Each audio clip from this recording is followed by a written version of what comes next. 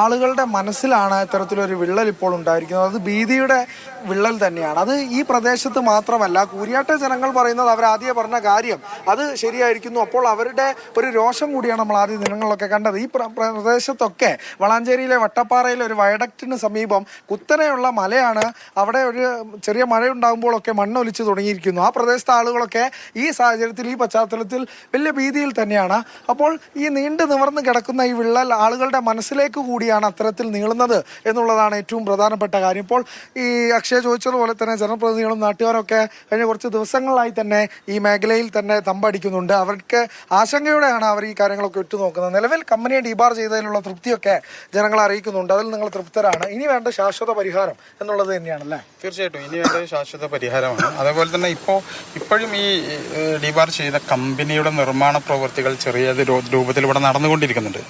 അത് അധികൃതരുടെ അനുവാദം കൊണ്ടാണോ, അതല്ലെങ്കിൽ അവർ തന്നെ ഇതിൻ്റെ തെളിവുകൾ നശിപ്പിക്കാൻ, ഇപ്പോൾ കേന്ദ്ര സംഘമൊക്കെ വരുന്നുണ്ട് എന്ന് പറയുന്നുണ്ട്, തെളിവുകൾ നശിപ്പിക്കാനാണോ എന്നുള്ളതൊന്നും അറിയില്ല. ഇപ്പോഴും മണ്ണ് ചെറുതായിട്ട് ഈ ഗ്യാപ്പിലൂടെ ഒഴുകുന്നത് നമ്മൾ കാണുന്നുണ്ട്.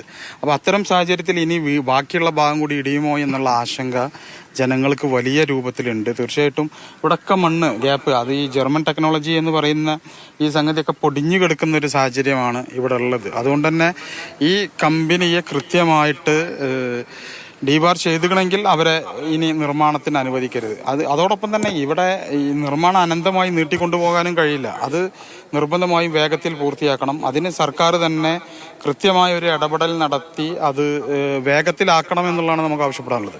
അതെ, അത് തന്നെയാണ്. ഒരു സാധാരണക്കാരന് പോലും ഇതിൻ്റെ സാങ്കേതിക വശങ്ങൾ ഒന്നും അറിയാത്ത ഒരാൾക്ക് പോലും ഇങ്ങനെ ഒരു ചിത്രം, ഈ ഒരു ദൃശ്യം, ഇതാ അക്ഷയ ഈ ഫ്രെയിം കാണുമ്പോൾ, പ്രേക്ഷകർ കാണുന്ന ഈ ഒരു ഫ്രെയിം കാണുമ്പോൾ എല്ലാവർക്കും നിസ്സംശയം പറയാൻ സാധിക്കും ഒരു പുനർനിർമ്മാണം തന്നെയാണ് ഇവിടെ വേണ്ടത്. ഒരിക്കലും മറ്റ് ഒന്നും ഇവിടെ ഒരു പരിഹാരമാവില്ല എന്നുള്ളതാണ്. അങ്ങനെയെങ്കിൽ പാലം വേണമോ, മറ്റു കാര്യങ്ങൾ ഒരു ശാശ്വതമായി തന്നെ പരിഹരിക്കപ്പെടണം. ആ ആവശ്യമാണ് നാട്ടുകാർ എന്തായാലും ഉന്നയിച്ചു വെക്കുന്നത്. സർവീസ് റോഡ് ഉണ്ടാക്കി കെട്ടിപ്പൊക്കുന്നിടത്ത് എത്രമാത്രം ഇടിഞ്ഞു പൊളിഞ്ഞിരിക്കുന്നു എന്നുള്ളതാണ്. അതിന് താഴെ വയലുമാണ്. എനിക്ക് കുറച്ച് കഴിഞ്ഞാൽ അരുൺ ആ ദൃശ്യങ്ങൾ കൂടി കാണിക്കാൻ സാധിക്കും. അവിടെ എന്താണ് സംഭവിക്കുന്നത്, നമുക്ക് ആ ഭൂമി കാണുമ്പോൾ തന്നെ എന്താണ് ഉണ്ടായതെന്നുള്ളത് മനസ്സിലാകും.